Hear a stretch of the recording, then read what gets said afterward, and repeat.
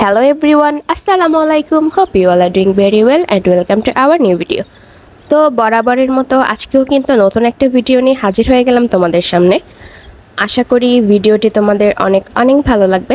আর ভালো লাগলে অবশ্যই কিন্তু লাইক কমেন্ট করে আমার পেজের পাশে থাকবে এবং খুব ভালো লাগলে একটু শেয়ার করে দিও।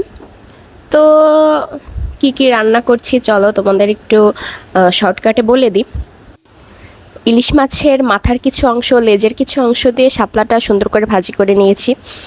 আর হলো ইলিশ মাছ দিয়ে রান্না করব আজকে কচুরমুখী। আমি কিন্তু তোমাদের সাথে যেহেতু ডিটেলসে কোনো রেসিপি শেয়ার করি না, কারণ আমি নিজেই কিন্তু রান্না নিয়ে অতটা ভালো গবেষক না, এই জন্য তোমাদের সাথে আমি শেয়ার করি না, কারণ ভুল ত্রুটি থাকতেই পারে। তাই আমি চাই না আমার ভিডিও দেখে কেউ ভুল রান্না শেখো। আর ভিডিওটা একটু শর্টকাটেই শেষ করতে পছন্দ করি, কারণ আমার নিজের কাছেই মনে হয় যে একটু ভিডিওটা শর্ট হলে হয়তো দেখতে ভালো লাগবে। কারণ আমি নিজেই কিন্তু খুব একটা লং ভিডিও দেখতে পছন্দ করি না।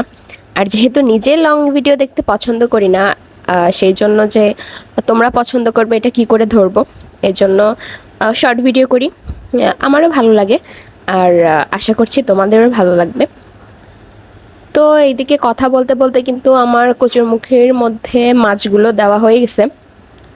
আর এই হলো আমার তরকারির ফাইনাল লুক। এটা হলো শাপলা ভাজি আর এটা হলো কচুরমুখী দিয়ে ইলিশ মাছ। তো আজকের ভিডিও এই পর্যন্তই। সবাই ভালো থাকো, আল্লাহ হাফেজ।